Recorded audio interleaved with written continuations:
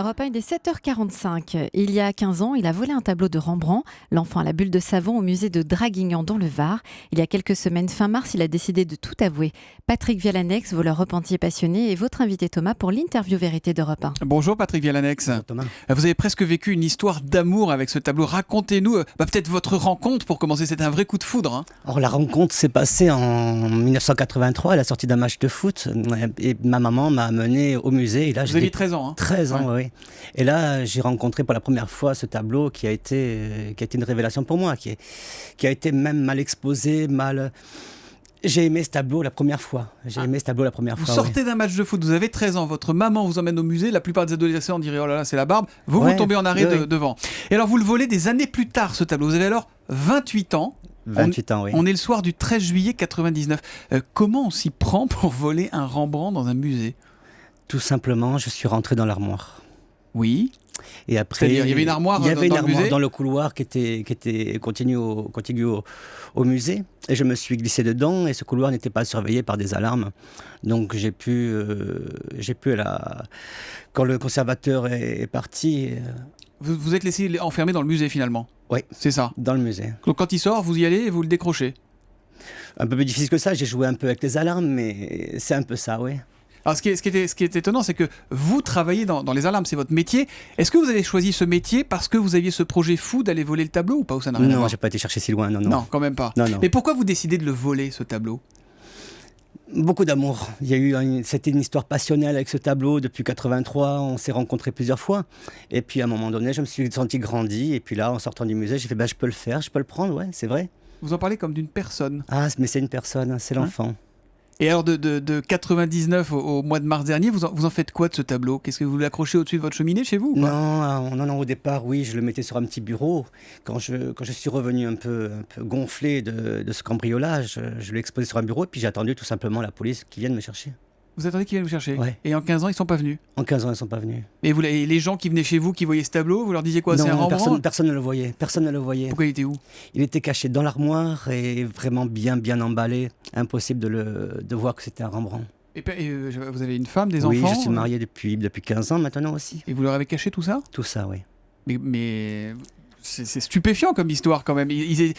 On en sourit, mais ce tableau, il finit par vous rendre malade d'ailleurs. Oui, à force, je suis devenu parano, je ne voulais plus sortir pour le surveiller, pour le garder. Chaque maison était difficile à garder parce qu'il y a eu des termites, de l'humidité. C'était pas bon pour le tableau, donc il a fallu vraiment que je m'en occupe. J'ai été son gardien, ouais. Ça veut dire quoi ? Ça veut dire que vous avez déménagé à chaque fois quand les conditions n'étaient pas bonnes pour le tableau ? Oui. Non. Si. Et combien de fois vous avez déménagé comme ça ? 4 fois. Donc vous avez un tableau que vous ne regardez jamais puisqu'il est emballé et qu'il faut que personne le voie. Vous le voyez pas ce tableau finalement ? Si, moi je le vois, je me le sors et je m'accorde des moments de plaisir avec lui, oui. C'est votre maîtresse en fait. C'est ma maîtresse cachée, ouais. Ouais. Ah ouais. Et pendant ces 15 ans, il n'y a pas un moment où vous vous dites quand même, il faut que je le rende, ou il faut que j'en parle autour de moi. Comment vous portez ce secret ? C'est une joie ? Au départ, ça a été une joie et plus le temps est passé, plus ça a été un fardeau. Ça a été un fardeau de le garder malgré ces moments d'intimité avec lui, que je l'ai posé sur un chevalet dans la chambre quand il n'y avait pas ma femme et mes enfants. Et là, ça a été je l'ai vu changer un petit peu. Et après, j'ai plus été capable de changer avec le temps. Ah. Avec le temps, les clous sur le côté se sont oxydés. Et là, j'ai dit, je peux pas me battre contre le temps. Et c'est pour ça que vous décidez de le rendre ? Un peu pour ça, oui. Et alors, comment vous vous y prenez ? Comment on s'y prend quand on a volé un tableau, qu'on l'a gardé pendant 15 ans ? À qui on va le rendre ? On le dépose sur le palier du musée ou... Non, j'avais pensé, mais j'ai rencontré un ami qui m'avait employé dans la sécurité. Et là, je lui ai exposé le problème. Et il m'a dit, oui, avec les assurances, c'est possible. C'est possible de le rendre avec les assurances en touchant une indemnisation, une prime. Ah, donc il vous dit, non seulement tu l'as volé, mais en plus tu vas pouvoir gagner de l'argent avec. Oui. Donc vous allez voir un assureur ? Je vais voir un assureur à Nice. Et qui m'a fait un chèque d'assurance. De combien ? De 40 000 €. Que vous encaissez ? Non.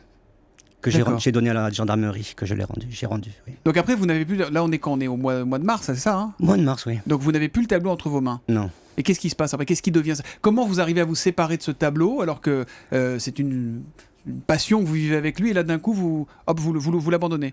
Ça a été difficile, ça a été vraiment très très difficile de l'abandonner, vraiment de l'abandonner. Maintenant il me manque, oui. Maintenant il me manque et... Il est où ? C'est l'assureur qui là, il a été revendu ? Non, il a été récupéré. L'assureur et mon ami se sont fait arrêter. par l'OCBC, qui est une bonne police quand même. Ils l'ont remis sur le marché et l'expert... Ah, parce que les assureurs étaient des escrocs là, dans ce cas-là L'assureur était un escroc, oui. D'accord. Donc il se fait arrêter, le tableau est récupéré par les autorités. Oui. Et c'est là que vous allez voir les policiers Et ça, c'est le lendemain, quand j'ai vu la presse, les médias qui en parlaient. Là, j'ai dit, il faut que je me rende.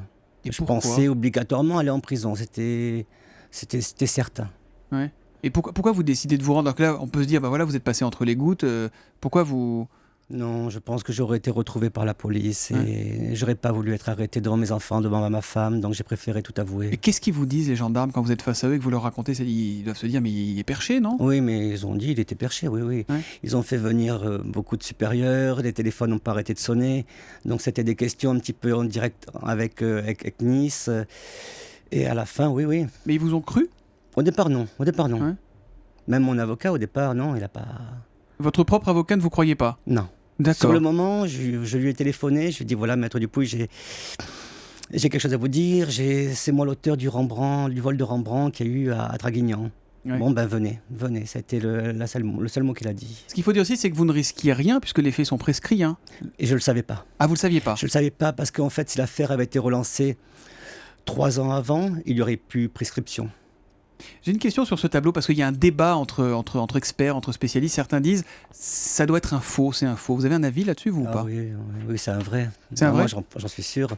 Je l'ai étudié, je l'ai observé. C'est les yeux de l'amour ou ce sont des certitudes d'artistes? Les yeux de l'amour et les certitudes, oui. Ouais. Vous n'avez aucun doute là-dessus? Pour moi, aucun doute. Ouais. Ouais. Mais bon, je respecte l'avis des experts. Et la vie sans votre tableau, ça se passe comment là depuis le mois de mars? Mieux, libéré. En fait, ça vous a soulagé? Ah oui, j'étais le gardien pendant 15 ans, vraiment... J'en ai souffert de le garder. Votre femme vous a pardonné ce mensonge, cette double vie en quelque sorte, avec un double Rembrandt? vie, bon, on a discuté, mais on est solidaires et on se serre les coudes et ça va, on tient le coup. Vous vous rendez compte que ça pourrait faire un film, votre histoire, non? Ouais, on me l'a proposé déjà. C'est vrai? Ouais. Qui? Deux scénaristes m'ont proposé, puis pour faire des films, un livre aussi. C'est votre rêve, ça, aujourd'hui, que ça devienne un film, votre histoire? Oh, un livre, simplement, oui. Ouais. Raconter ce qui s'est vraiment passé dans cette soirée, dans cette nuit au musée, on va dire. Et redites-nous, il est où là aujourd'hui ce tableau? Il est retourné au musée? À Draguignan. Il va être exposé, je pense, en juillet, à la date anniversaire. Donc je ne vais pas être invité, je pense. Vous allez y aller quand je même, passe un petit mot si je peux être invité pour le revoir. Allez-y, il est sympa, Patrick. Oui. Vous promettez que vous le repiquez pas, hein? Non, promis. Allez, soyez sympa. Invitez-le donc pour cette expo c'est au mois de juillet pour qu'il puisse retrouver son tableau qui s'appelle L'enfant à la bulle de savon. C'est un Rembrandt, c'est une histoire très touchante. Merci Patrick Vialanex d'être venu nous raconter cette histoire aussi un peu abracadabrante sur Europe 1. Tout est vrai, on est d'accord, hein, ce que vous racontez. Tout est vrai. Bon, Tout très est bien. vrai. Merci et bonne journée à vous. Merci beaucoup.